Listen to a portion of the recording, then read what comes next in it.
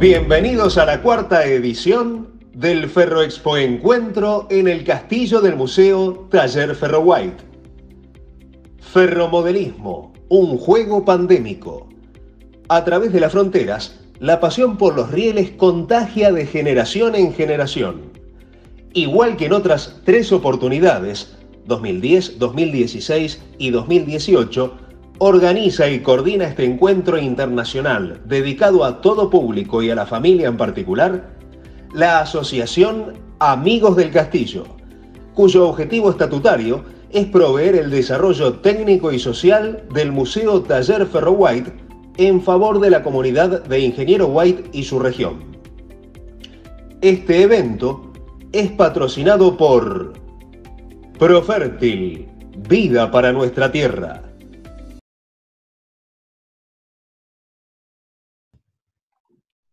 Muy bien, seguimos en esta cuarta edición del Ferroexpo Encuentro, edición virtual, desde el Museo Taller Ferro White. Recordamos que esta transmisión, este streaming, este vivo, es patrocinado por Profértil, vida para nuestra tierra.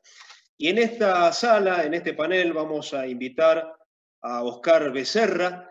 Él es aficionado a la historia ferroviaria y nos va a relatar la historia del ferrocarril Buenos Aires y Ensenada. ¿Es así, Oscar? ¿Cómo estás? Buenas tardes. Hola, ¿qué tal?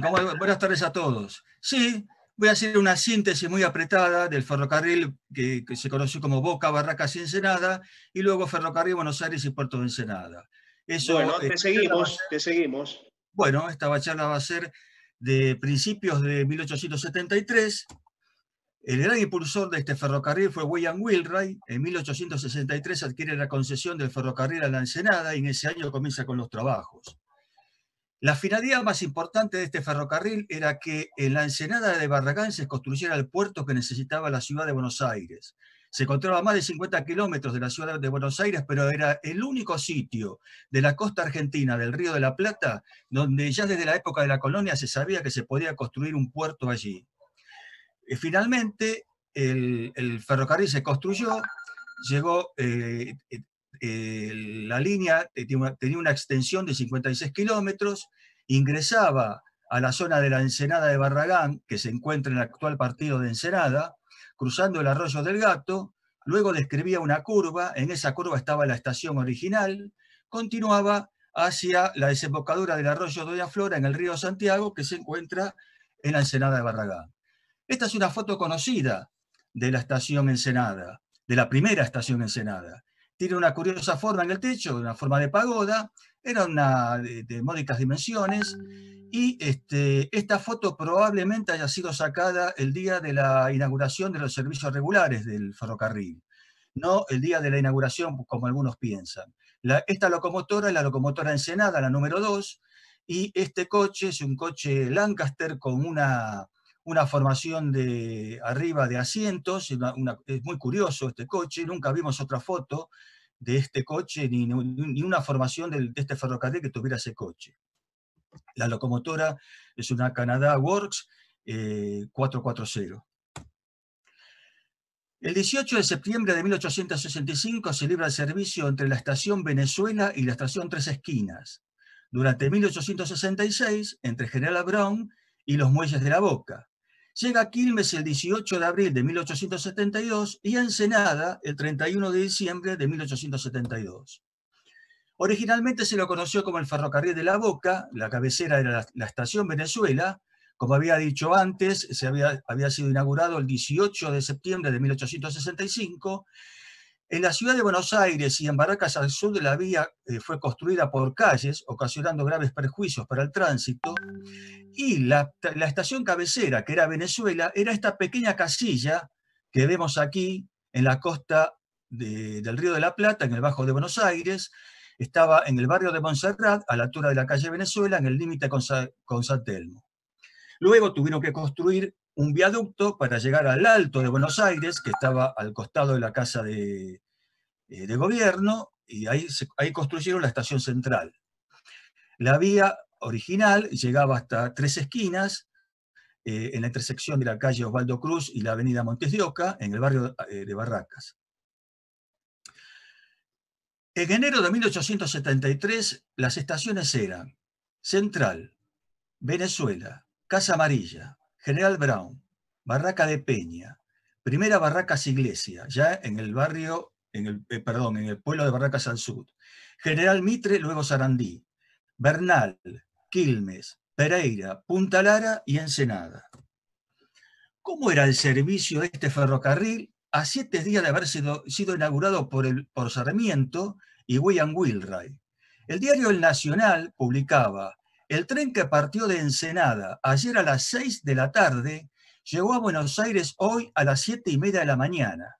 Los pasajeros, indignados por este escándalo sin ejemplo, se permitieron hacer una manifestación a la empresa dando por resultado rotura de vidrios, de asientos y otros que hallaron a mano. Con lo cual, en 1873 ya había vándalos y había ferrocarriles que no cumplían con el servicio prometido.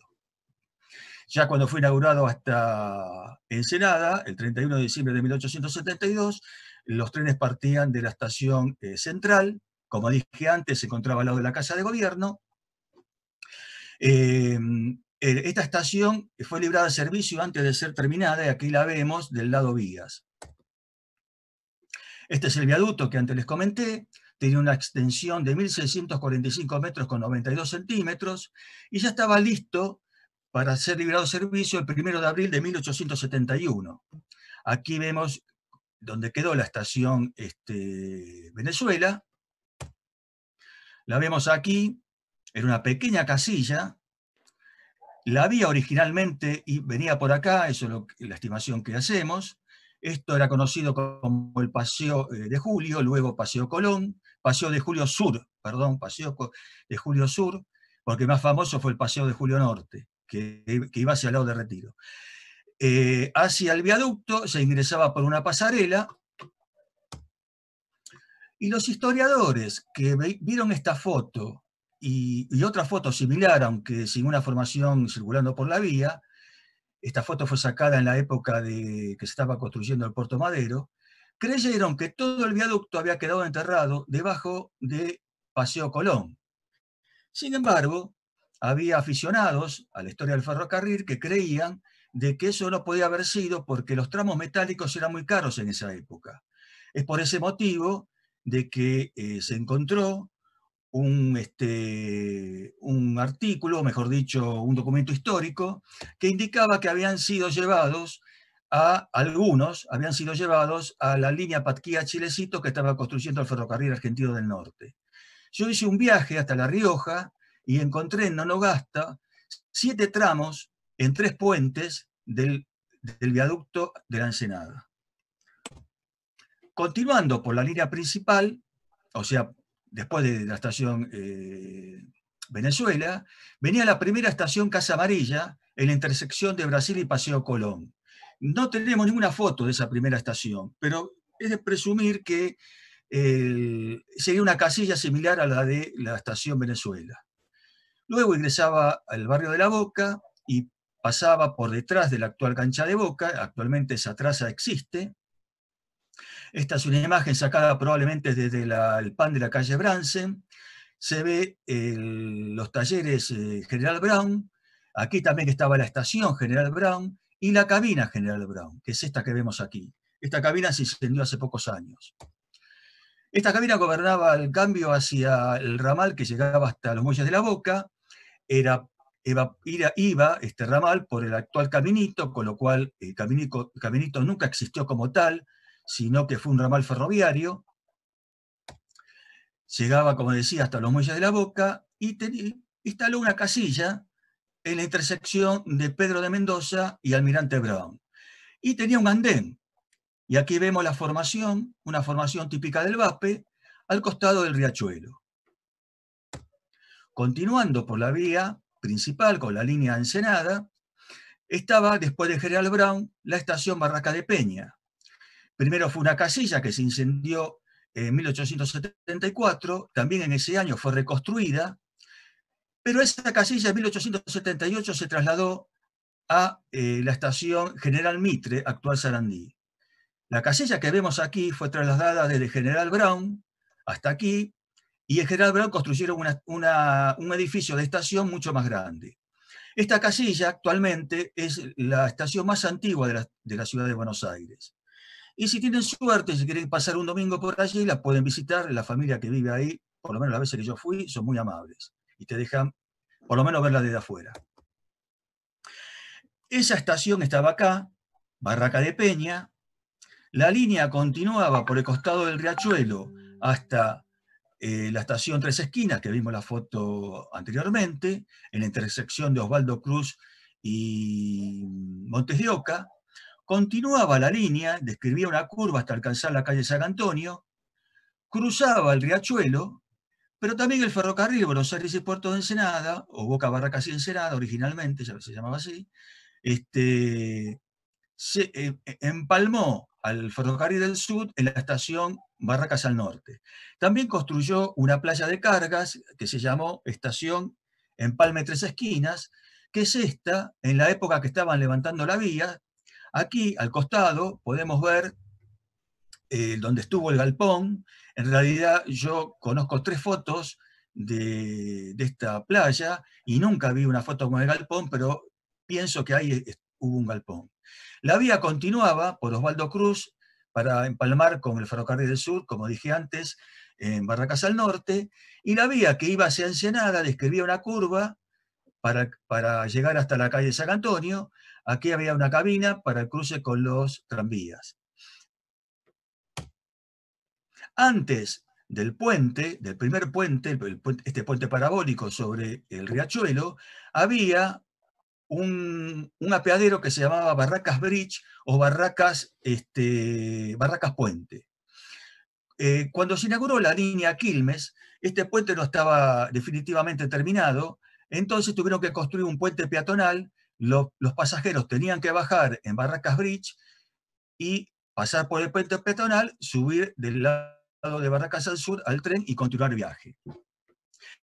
Aquí en esta foto, que tiene muy buena calidad, vemos al legendario fotógrafo Cristiano Juniors con su laboratorio, que era un carro laboratorio. Ya ingresando en Barracas al Sur, describían una curva, cruzaban la avenida Belgrano y llegaba a la primera estación Barracas Iglesia, que se encontraba en cercanías de la Catedral de Avellaneda. Esta es donde está actualmente la Escuela Ángel Gallardo, allí estaba la estación, y la vía iba por la calle San Martín, en Barracas al Sur, que recordemos que es la actual Avellaneda, ¿no?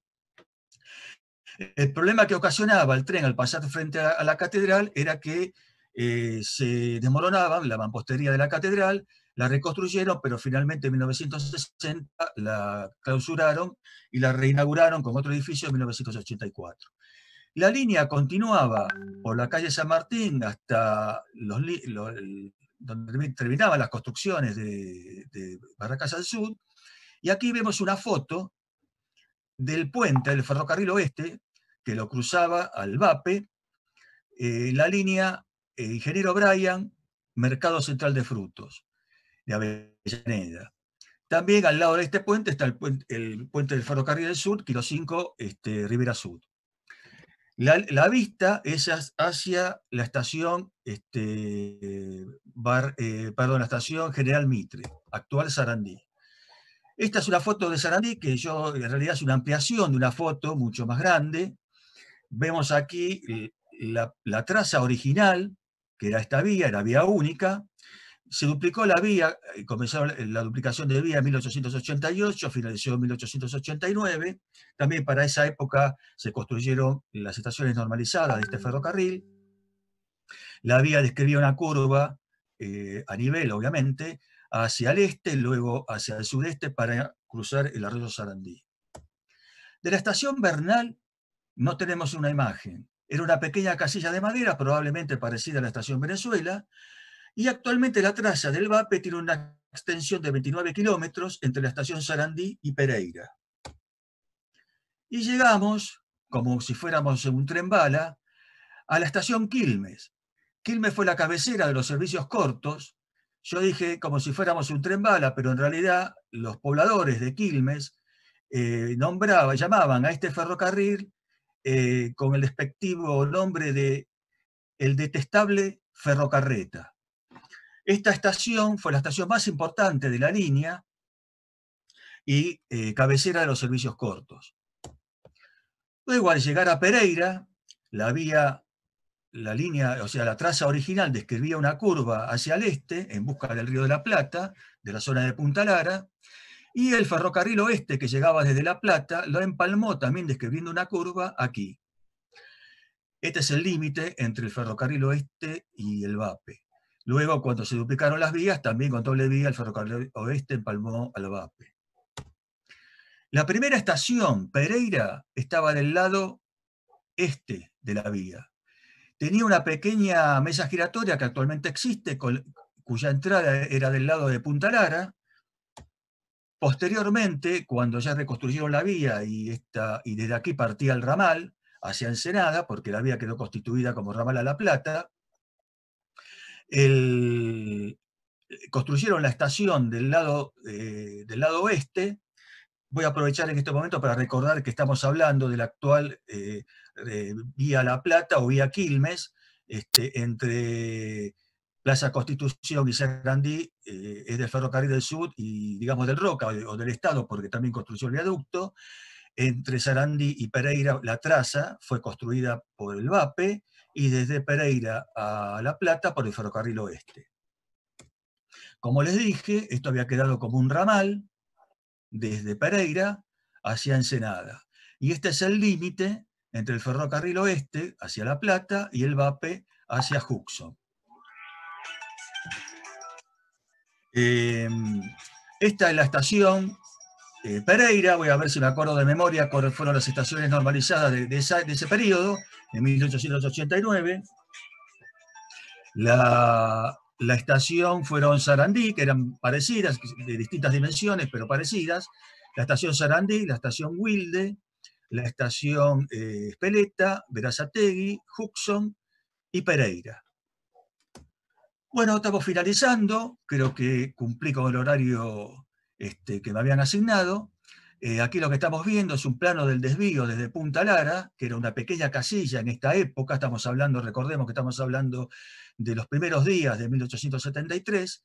Era una pequeña casilla de madera también, y era una parada facultativa, porque los que paraban principalmente eran los trenes de carga para construir el muelle de Punta Lara.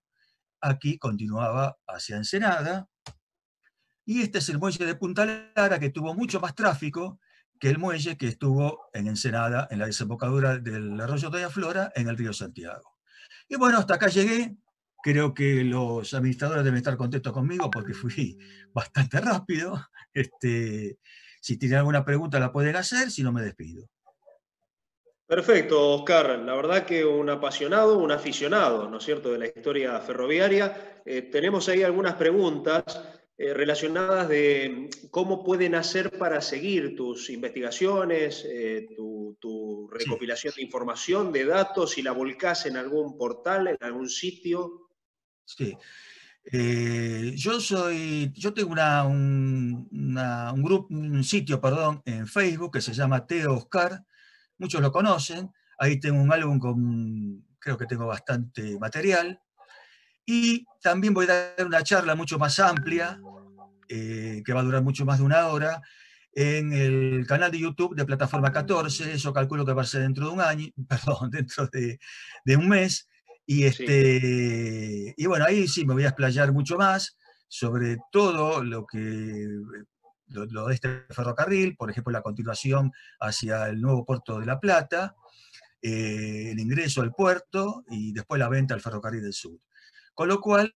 ¿De qué época estamos hablando para ubicar a la gente, a la audiencia?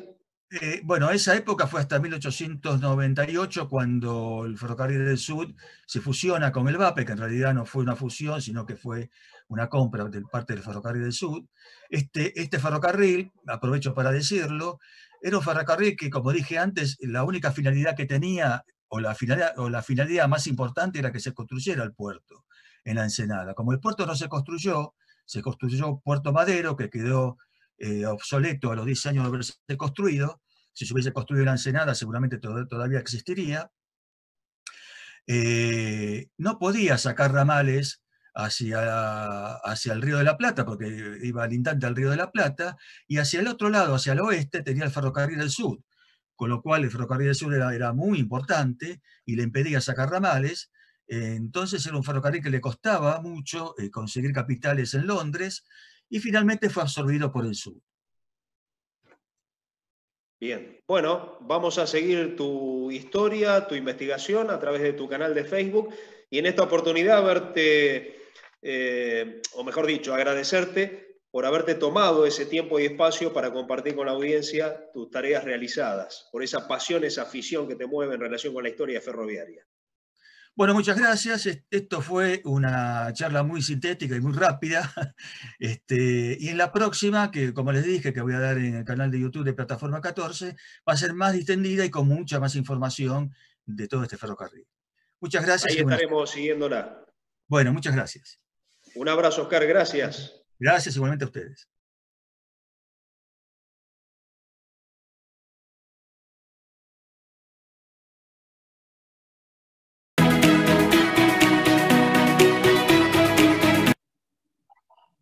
Bueno amigos, seguimos en esta cuarta edición del Ferro Expo Encuentro, edición virtual, una edición particular, especial, en época de pandemia, del Museo Taller Ferro White, con el auspicio de Profértil, Vida para Nuestra Tierra, y el apoyo de un conjunto importante de instituciones, organizaciones, particulares, empresas, el puerto de Bahía Blanca, la Municipalidad de Bahía Blanca, colaborando para que esto sea posible.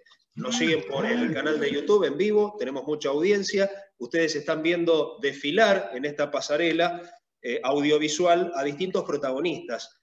Recién hablábamos con un aficionado a la historia ferroviaria, con Oscar Becerra, y ahora lo vamos a invitar a Martín del Prato. Él también es aficionado, es ingeniero, es historiador, y nos va a relatar un poco sobre... Así me dijeron, Martín, ¿cómo estás? Hola, ¿qué tal? ¿Cómo andás, Fernando? Muy fantástico. Me dijeron que vos nos vas a relatar sobre la competencia entre las empresas particulares de mensajería y los ferrocarriles hace más de un siglo. Así es. Es un tema que hoy está muy en boga, el tema de la competencia del ferrocarril versus el camión. Pareciera que fuera, viste, no sé, una pelea de boxeo, viste, Cassius Clay versus Bonavena. Y en realidad no se trata, digamos, no se trata de una competencia, que es la parte que muchos no entienden.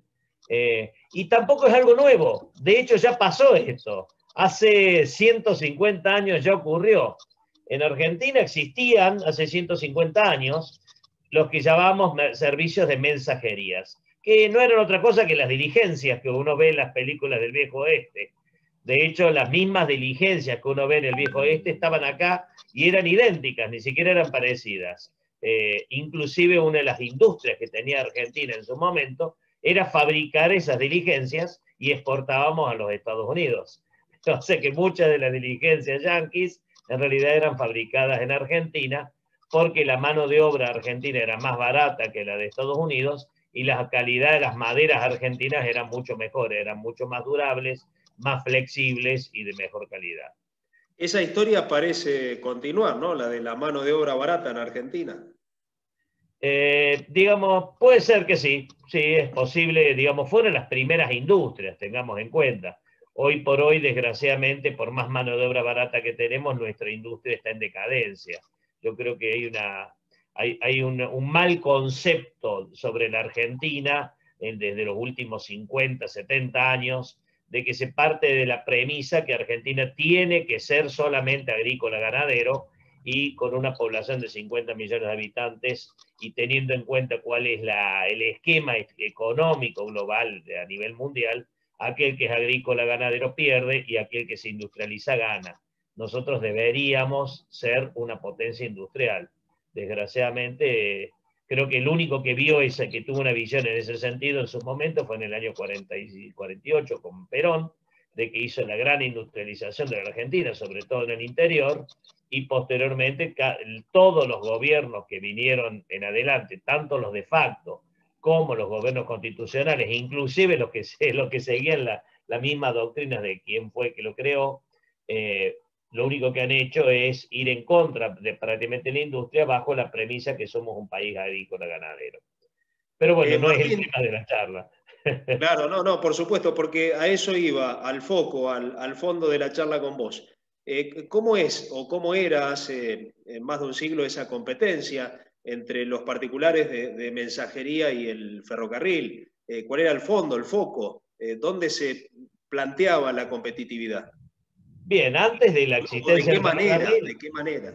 claro, tal cual. Antes de la existencia del ferrocarril en Argentina, toda la carga, el transporte de cargas y el transporte de personas se realizaba mediante empresas privadas que eran contratistas, inclusive de la Dirección Nacional de Correos, Postas y Caminos, que eran llamadas mensajerías. Estos teníamos, digamos, tanto, sobre todo, principalmente la parte de personas y encomiendas, ¿no? Que es el caso particular de mensajería. Las caravanas de carretas se encargaban de las cargas, que también tuvieron el mismo problema y tuvieron la misma solución, de hecho. Entonces, ¿qué es lo que ocurría? Era el equivalente a lo que tenemos ahora con las empresas de colectivo y lo que tenemos ahora con los camiones. También se planteó de que la existencia del ferrocarril, el trazado de las líneas ferroviarias, iría a matar a estas empresas, y se planteó también una dicotomía y una pelea interna respecto a eso. De hecho, hay antecedentes respecto a ciertos debates en el Congreso respecto a ese tema, de que el ferrocarril iba a matar determinadas economías regionales basándose en eso, y, digamos, había ciertos detractores, inclusive respecto al ferrocarril con ese tema. ¿No es cierto? Martín, No sé si te discúlpame suena que haga una conocido pausa ahora. ahí. ¿Y nadie planteaba, a nadie se le ocurría complementarlas Bueno, ahí entre fue sí? donde, digamos, en su momento lo que se hizo, el tema del ferrocarril era muy obvio que, dado el tamaño del país que tenemos, era más obvio que ahora que no se podía plantear un transporte mediante un método que era de tracción a sangre. ¿Por qué? Porque un viaje en una caravana de carretas desde Rosario, del puerto de Rosario, hasta Córdoba, por decir un ejemplo, demoraba una semana. Desde el puerto Bahía Blanca, por ejemplo, para llevarlo, por ejemplo, a Tandil, también demoraba una semana. Entonces era muy incómodo, era muy lerdo el transporte, pero si tenemos en cuenta el tipo de materiales que iban al puerto, no afectaba que sea una semana más o una semana menos. ¿Cuál fue el Bueno, pero tema? no se podía pensar en unir los puntos de las grandes ciudades o localidades a través del ferrocarril y las más pequeñas con tracción a sangre. ¿No podía de esa manera haber una integración? Eso fue lo que pasó, de hecho. Al estar las líneas, el ferrocarril, si vos mirás en la historia ferroviaria argentina, el ferrocarril comenzó haciendo trayectos que eran los que inicialmente eran el camino real, sobre todo en el interior, ¿no es cierto? O los que hacían las principales rutas, ¿no es cierto?, que iban hacia los fuertes de avanzada en el desierto, en la provincia de Buenos Aires. Y sobre todo mirando hacia los puertos, como el caso del Ferrocarril del Sur hacia Bahía Blanca, e inclusive desde Bahía Blanca hacia los demás puntos que eran los que le llevaban la mercadería al puerto de Bahía Blanca, que no era precisamente Buenos Aires. Por eso que de Bahía Blanca nace el ferrocarril Bahía Blanca al noroeste, por ejemplo, o el ferrocarril patagónico, que eran dos puntos importantes de llegada de mercadería al puerto de Bahía Blanca. ¿Qué es lo que ocurre? Esos tramos longitudinales largos, como les decía recién, llevados en carretas, llevados mediante mensajerías, eran muy costosos. ¿Por qué? Porque imagínense un trayecto que demoraba una semana, implicaba comida, implicaba caballos, implicaba repostar todas las noches, cambio de caballo, parada en las postas, lo cual encarecía muchísimo el transporte. Ahora, al plantearse el ferrocarril esas distancias longitudinales de alto costo para estas empresas se reconvirtieron y plantearon los trayectos de bajo costo que no tenían esos problemas, porque no tenían necesidad de repostar a la noche en otro lado, porque alcanzaban en un día llevar hasta la estación del ferrocarril la carga y volver al día siguiente a recolectar más. Entonces, lo que hicieron las empresas estas fue reconvertir su estructura y empezaron a hacer trayectos de tipo transversal al ferrocarril, llevando la carga hacia la estación y que el trabajo de la llevada de la carga de la estación al puerto sea del ferrocarril. Esto generó doble ganancia. Por un lado, el ferrocarril En cada estación acumulaba un montón de cargas, porque paraba en todas las estaciones, no porque era buenito. Recuerden que eran empresas privadas. Paraba en todos los lugares porque recibía cargas. Claro, Era había un rentable negocio. parar. Era buen negocio parar. ¿Por qué hoy el ferrocarril no para? ¿Por qué no es negocio parar? Porque todas las empresas, todos los tramos ferroviarios que hay, están concesionados a empresas que llevan formaciones completas. No hacen carga de encomienda o cargas intermedias en las estaciones en los distintos pueblos. Entonces, al no hacer eso, no tiene sentido parar. No es rentable parar porque ¿para qué voy a parar? Porque sí, nomás no tiene sentido. O sea, al hacer una parada estratégica en cada pueblo para juntar encomiendas y juntar mercadería, el ferrocarril multiplicaba por 10 la posibilidad de carga que hubiera tenido de punta a punta. Por otro lado, las empresas de mensajerías y las empresas de carretas, era mucho más barato hacer un recorrido y vuelta en el día, porque no tenían que pagarle viáticos al carretero o al conductor, no tenían que cambiar caballos, no tenían que pagar derecho de posta, no tenían un montón de costos que se les achicaba. Era mucho más barato hacer recorridos chicos. Y encima, como el recorrido era chico, llevaban mercadería, la dejaban y al día siguiente iban a juntar nuevamente mercadería. O sea que la rentabilidad pasó a ser, de ser una rentabilidad de semanal o mensual para juntar una gran cantidad de carga, llevarla a alto costo hasta el puerto, a ser una rentabilidad diaria con poca carga por vuelta, pero con gran, renovación de la carga, con gran reconversión de la estructura. Entonces pasó a ser mucho más rentable. Las mensajerías con recorridos cortos ganaban 10 veces más. ¿Qué es lo que pasó? En Buenos Aires había más o menos 5 empresas al principio de mensajerías. Después del ferrocarril, en la provincia de Buenos Aires había cerca de 30 empresas. En el interior había una sola gran empresa que hacía, que era concesionario de la Confederación Argentina. Después del ferrocarril, había cerca de 150 empresas de mensajería después. O sea, no solamente no fue una competencia negativa, sino que multiplicó por un factor de 100 casi la cantidad de empresas y el volumen de carga que se movía. ¿Qué es lo que hoy no ven los camioneros? El ferrocarril, lejos de quitarle carga al camión, le va a dar la oportunidad de que el camión haga recorridos cortos. Lo que pasa es que la estructura actual ferroviaria es la que no lo permite. En tanto, sigamos con un único contratista, por ejemplo, a Córdoba, el único es NSA, y NSA no le importa llevar cargas intermedias de Córdoba a ningún lado. Le importa llevar lo suyo, punto. Entonces no apoyó. ¿Hay culpas o responsabilidades, por llamarlo de otra manera, crees vos? Yo no sé si yo lo llamaría culpas, sí lo llamo responsabilidades. Hay una responsabilidad grande por parte de los gobernantes, que hay una miopía con respecto al pensar en desarrollos regionales. Se piensa únicamente en el modelo agroexportador, que todo lo que no va al puerto no sirve, entonces si este exporta y exporta mucho, se lo doy todo a él, y no piensan en las economías regionales que podrían multiplicar en un factor capaz que de 10 ese nivel de exportación o el nivel de producción industrial con solamente darle un transporte que sea rentable. El problema es que el camión no es rentable para distancias de más de 300 kilómetros. El ferrocarril en distancias largas puede valer inclusive hasta 5 veces más barato que un camión. Es más, yo vengo con el camión, saco el contenedor del camión, lo mando al ferrocarril, simplemente ni siquiera tengo que hacer transporte carga. Con una pequeña grúa cambio lo que está en el camión a un vagón playo, sí. Sigue el ferrocarril y cuando termina le espero con otro camioncito, cambio, listo y listo. La misma empresa con 2 pequeños camioncitos puede multiplicar una carga 20 veces más grande que la que antes necesitaban capaz que 40 camiones. Y es más, no solamente eso, pueden seguir teniendo los 40 camiones, pero teniéndolo en 40 puntos intermedios a lo largo de toda la vía. Entonces, con un costo 10 veces menor, utiliza la misma flota de camiones produciendo 10 veces más dinero. Ahora, para eso lo que yo necesito es un ferrocarril al servicio de las economías regionales, no Claro, un sí, ferrocarril monopólico.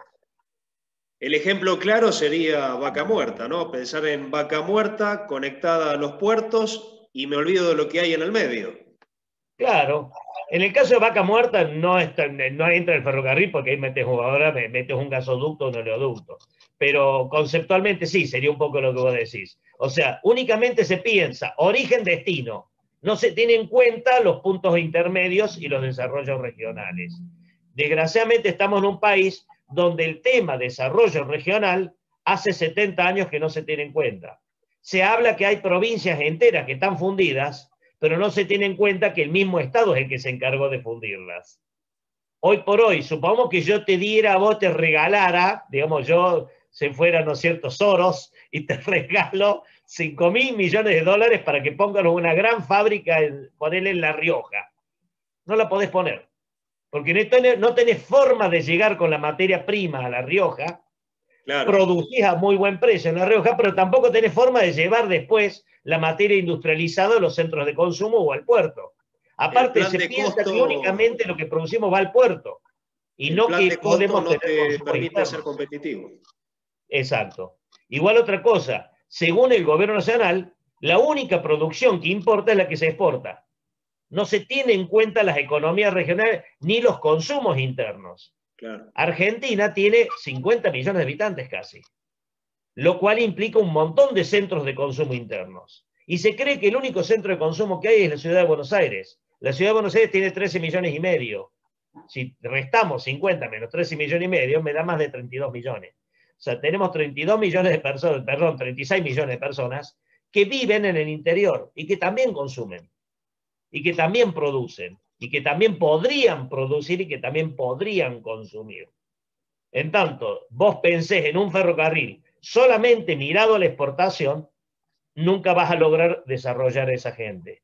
En tanto, pensés en un ferrocarril que sea solamente origen-destino, jamás vas a pensar en economías regionales. Entonces, lógicamente, con esa matriz, con esa mirada, el ferrocarril es competencia del camión, porque no le estás dando la oportunidad al camión que se integre con el ferrocarril en un sistema de transporte. Martín, dentro de un siglo, ¿estaremos hablando de lo mismo o directamente no podemos hablar de nada porque no quedó nada? ¿Qué opinás? Hay dos opciones. O no vamos a hablar más de lo mismo. O sea, yo seguro que no vamos a hablar más de lo mismo por dos razones. La primera posibilidad es que no hablemos más de lo mismo porque habremos entendido de que los desarrollos regionales es la única forma en la cual el país va a crecer y vamos a ser realmente una potencia, porque con el tamaño del país y la riqueza interna que tenemos, forzosamente terminamos siendo potencia, o la Argentina ya no va a existir más, porque hace rato que va a haber explotado y ya todo se va a ir al diablo y no vamos a estar más. Por ende, la situación actual no va a existir más. Bueno, te queremos agradecer y preguntarte si hay algún canal en el cual comunicás y contás todas tus investigaciones, vivencias, experiencias para que te puedan seguir la audiencia, los que están en este momento siguiendo la transmisión. Bueno, yo como historiador ya he escrito 10 libros de historia argentina, digamos, sobre todo todos los libros son de historia de las comunicaciones, ya sea de la mirada del ferrocarril, la mirada de las mensajerías o la mirada del correo y el telégrafo, todo la parte de comunicación. Por eso manejo también el tema, digamos, comunicación en situaciones intermedias. Y tengo grupos de Facebook, digamos, más de 25.000 personas dentro de los grupos de Facebook míos, que se llaman iguales que mis libros. El primero de los libros. El primero se llama Los ferrocarriles argentinos, ramales, estaciones e historia postal. Un poquito largo el nombre, pero lo que pasa es que hace mucho las tres cosas son importantes. Vos no podés hablar del ferrocarril sin tener en cuenta los ramales y sin tener en cuenta las estaciones, que es lo que desgraciadamente hoy no se tiene en cuenta. Entonces, se llama Ferrocarril Argentino, ramales, estaciones, historia postal. Los invito a sumarse. Y bueno, y a partir de ahí seguirnos, hay más de 20.000 personas dentro de ese grupo, es muy interesante lo que se plantea, no es tanto lo que yo hablo, yo creo que yo soy el primero que aprendo de toda la gente, lo que escriben y lo que aportan la gente que está en el grupo. Siguiendo, digamos, la vieja frase de Sócrates, yo solo sé que no sé nada, y gracias a lo que saben los demás, por más, si yo no me nutro de los demás, nunca voy a poder crecer y aprender más. Muy bien, Martín, gracias por estar, gracias por tenerte, un placer, un gusto enorme que hayas compartido tu conocimiento en esta transmisión, en esta edición de Ferro Expo Encuentro, edición virtual.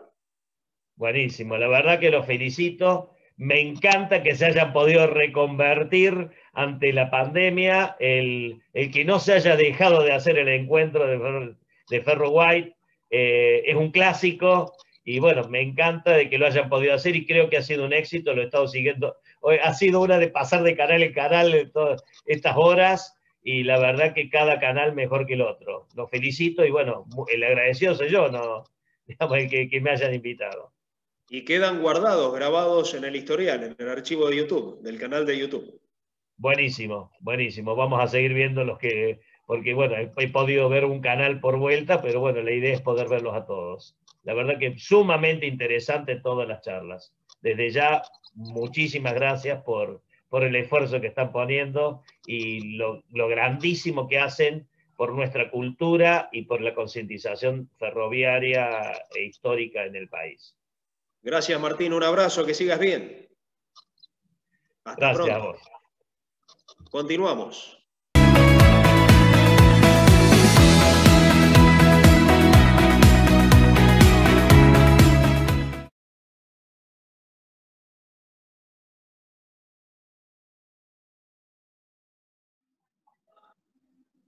Y bien, amigos, seguimos en esta transmisión en vivo a través del canal de YouTube, en esta cuarta edición del Ferro Expo Encuentro, edición virtual, una edición diferente, distinta, pero no por eso menos importante. Todo esto a colación y en virtud del Museo Taller Ferro White. Promociona, auspicia y patrocina este encuentro, este evento, Profértil, vida para nuestra tierra. Y también queremos saludar a todos los amigos y agradecer de la dirección del Museo Taller Ferro White, a la Municipalidad de Bahía Blanca, Consorcio de Gestión del Puerto de Bahía Blanca, empresarios de White de Bahía Blanca, de la región, comerciantes y particulares que hacen posible esta transmisión. Siguen desfilando en la pasarela los distintos protagonistas, especialistas. Es el momento ahora de entrevistar, de escuchar, que nos cuente su experiencia. Adrián Sánchez, él pertenece a la organización Tren Ayacucho y participa en un grupo que está conformado está trabajando, conformando, mejor dicho, un tren turístico a partir de una locomotora que estaba abandonada en una plazoleta. ¿Es así, Adrián? Hola, buenas tardes a todos. ¿Qué tal? Encantado. Y primeramente, gracias por esta oportunidad de participar en este encuentro. En realidad la locomotora estaba estacionada en exposición en el patio del museo local. A la intemperie. Bueno, estaba al aire libre. Claro, estaba a la intemperie, con buenas intenciones de conservación, pero en una oportunidad había sufrido una mala intervención de un arenado, que aparentemente se hizo con arena de mar. Eso la perjudicó bastante. Pero bueno, nosotros empezamos a trabajar en la locomotora en el año 2015 aproximadamente, aunque el proyecto tiene antecedentes previos. Y en este momento ya la tenemos en un estado de avance en cuanto a reparación bastante importante, ya que la locomotora, con la colaboración del Instituto Nacional de Tecnología Industrial, a través de su departamento de mecánica, durante 2 años aproximadamente, se le hicieron estudios de mediciones de resonancia magnética, mecánica, engranajes, rodajes, etcétera. Se la fue despiezando paulatinamente y en este mismo momento la caldera se encuentra en vialidad de la Municipalidad de Ayacucho, y el resto, o sea, el tándem, más la cabina, más otras piezas menores, siguen en el mismo museo.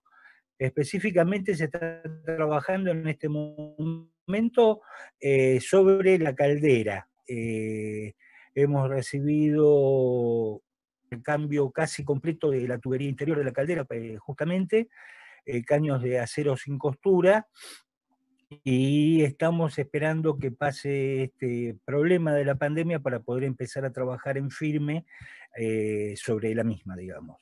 Llegamos a arenarla y a pintarla con antióxido, la tenemos cubierta con eso y creemos que mediados de diciembre aproximadamente ya vamos a estar habilitados para entrar libremente a vialidad y a retomar los trabajos. ¿De qué año es la locomotora, Adrián? La locomotora es de 1907. Es una locomotora fabricada por la North British Locomotive de Escocia, Reino Unido. Es una tipo 8A, fabricada, diseñada y fabricada específicamente para la Buenos Aires Great Southern Railways. Es una 262 y operó siempre entre Constitución y esta zona de Tandil, Ayacucho, Quequén. Es una locomotora muy potente. Esta particularmente terminó sus días como piedrera en los ramales de Tandil, de las canteras, perdón, de Tandil. Bueno, pero fue de multipropósito en cuanto a uso. Pasajeros, cargas, mixto. ¿Y la recuperación de este vehículo qué destino va a tener? La idea la idea principal y primaria es el montado de un servicio de un tren turístico con base en Ayacucho, que cuenta con instalaciones de vía, de infraestructura, o mejor dicho, de superestructura bastante interesante, tiene un playón de maniobras muy importante. Contamos aproximadamente, sumándolos, son 6 vías frente a la estación, aproximadamente te suman unos 3 kilómetros de vía, con lo cual tenemos como para manejarnos, o tendríamos, perdón, para manejarnos con cierta holgura. El tren turístico es la idea ¿Con coches de pasajeros? con coches de pasajeros que estamos tramitando de obtener algún material a través de trenes argentinos, ADIF y o trenes argentinos Capital Humano. Es un trámite ya de por sí complejo, eso todos lo sabemos, pero que se ralentizó bastante a partir del fenómeno de la pandemia y la consecuente cuarentena. La idea que tenemos es mínimamente montar 2 coches de pasajeros, ya sea tipo clase única, que estaríamos sumando unos 208 pasajeros aproximadamente, y también estamos tratando de encontrar a través de Ferrosur algún material complementario como para complementar justamente y ornamentar, si se quiere, la formación. ¿Los fondos para este proyecto cómo los consiguieron? ¿Con apoyo estatal, privados? ¿Perdón? Los No te escuché fondos la para pregunta, la... discúlpame. ¿Me escuchás ahí? ¿Me escuchás? Los fondos. Los fondos Los fondos que económicos. estamos manejando, perdón. Sí, entendí, gracias. Lo que hemos conseguido hasta este momento fue a través de un aporte no reembolsable del Ministerio de Ciencia y Tecnología, o lo que en su momento fue el Ministerio de Ciencia y Tecnología, a través de un programa denominado COFECIT. Presupuestamos, te estoy diciendo aproximadamente en el 2017, para la reparación completa de la caldera. Bueno, por distintas circunstancias, bueno, el acuerdo fue por 1.406.000 pesos en ese momento, pero con una proyección, no una proyección, digamos, un valor del dólar de 16 pesos. Claro. El dólar oficial de venta de Banco Nación. O sea, El peso nos estaba más deprimimos un fuerte. poco. Claro. Claro. Pero bueno, el primer tramo, que fue lo que nos asignaron, con eso compramos la cañería interior para la circulación de líquidos de la caldera. Creemos que vamos a completar toda la tubería interior, o sea, después los caños más gruesos, que son los que encamisan a los más finos, que es por donde corre el vapor. Y Y seguiremos remando, como más o menos he estado escuchando es la situación de todas las instituciones ferroviarias argentinas, ¿no? Bien, y seguramente van a establecer algún convenio, vínculo, integración con organizaciones que promuevan el turismo, ¿no? Para hacer que público, audiencia, tráfico de clientes, de turistas, se acerquen para probar y vivir esa experiencia y generen la riqueza, ¿no? Sí, por supuesto, por supuesto. La idea era empezar a generar ese tipo de actividad aún en el momento en que nos encontramos actualmente, que es la reparación. O sea, también invitar gente a participar de ver el proceso de reparación, que también es muy interesante. Es para un público muy, muy específico, pero que también existe, y no solo en la Argentina, sino en el resto del mundo. Lo que pasa es que, te repito, todos lo sabemos, el parate que nos ha impuesto la pandemia ha hecho que todo ahora hay que empezar a pensar todo de nuevo a partir del 2021. Bien, pero el proceso constructivo de ustedes de recuperación continuó pese a la pandemia. Continuó la gestión, no los trabajos específicos, siendo que la locomotora está en lugares dependientes del municipio. Nosotros decidimos ser muy respetuosos de eso, porque esta es una situación que bueno, no hace falta que yo me ponga a explicar las implicancias que tiene cuando se empieza a diseminar el virus y ese tipo Claro. de cosas. Adrián, para ir Sí. cerrando, ¿cómo Sí. pueden conectar a aquellos que puedan colaborar con la organización de ustedes, que quieran acercarse y conocer y ver cómo trabajan en la recuperación, cómo trabajan en la mano de obra, en el taller? ¿Algún punto de contacto? Sí, en Facebook tenemos Tren Turístico de Ayacucho, es una página que tenemos, y desde ahí mantenemos o tratamos de mantener actualizado y motorizado el proyecto para el público en general. Un poquito te digo, estamos a la espera de sentirnos liberados para poder trabajar y poder volver a salir al ruedo en cuanto a la promoción del proyecto. Bien, ¿algún mensaje, algún saludo especial ya para cerrar? Mirá, nosotros fundamentalmente no solamente nos centramos en el aspecto turístico del proyecto, sino que también en lo educativo, en lo educativo porque trabajamos con la colaboración de la escuela técnica local, que para ellos es muy interesante y para nosotros es muy importante.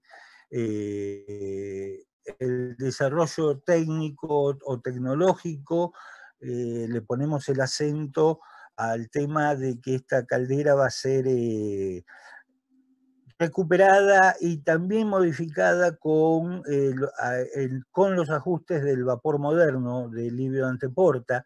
El ingeniero McMahon, que es el ingeniero técnico del INTI, que colabora con nosotros en esto, fue discípulo de Porta. Y también en lo ambiental, que fue un poquito el inicio de todo esto, o sea, no quedar colgado de los combustibles convencionales, no solamente por una cuestión de costos, sino también por una cuestión ambiental. Acá hay un proyecto que en su momento arrancó el municipio local, que tiene que ver con la fabricación de briquetas, o sea, combustible sólido quemable, a partir de residuos orgánicos domiciliarios. Y fundamentalmente agradecimiento a todas las organizaciones e instituciones que nos acompañan y nos ponen el hombro y que nos colaboran, aunque sea con el intercambio de información, pues no todo es solamente plata, aunque obviamente que es muy importante. Sí, un factor importante. Bueno, Adrián, ha sido un placer, un gusto y espero nos volvamos a encontrar en alguna otra oportunidad y de manera presencial, tal vez para el próximo Ferro Expo Encuentro en Ingeniero White. Espero que así sea y quiero nuevamente agradecer a la gente de Ferroway por esta invitación y esta oportunidad de poder dar a conocer nuestro pequeño gran proyecto de Ayacucho. Un abrazo, Adrián, que sigas bien. Igualmente, un abrazo para todos y buenas tardes. Continuamos.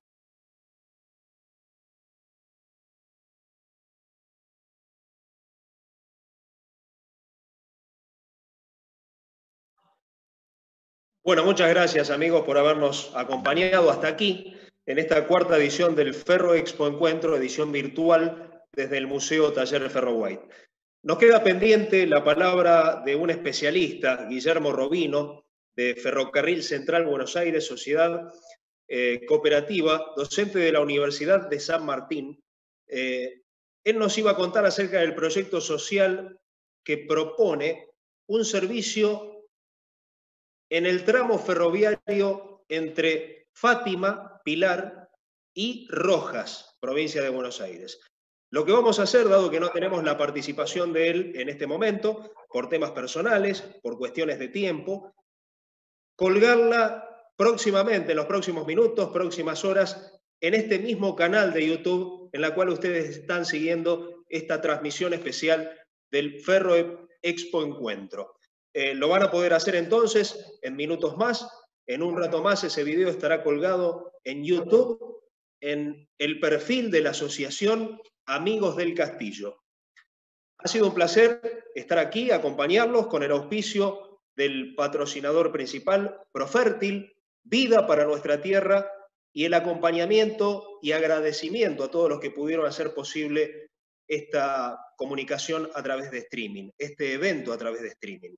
Ellos son la dirección del Museo Taller Ferroway, la Municipalidad de Bahía Blanca, el Consorcio de Gestión del Puerto de Bahía Blanca. También saludar especialmente al gran esfuerzo y colaboración de empresarios de Ingeniero White de Bahía Blanca, a comerciantes y particulares que han hecho un gran esfuerzo a lo largo de un mes de trabajo intenso, fuerte, firmemente, para que todo se pueda llevar adelante desde esta asociación que promueve la cultura ferroviaria. Un fuerte abrazo para todos y hasta una próxima transmisión. Gracias.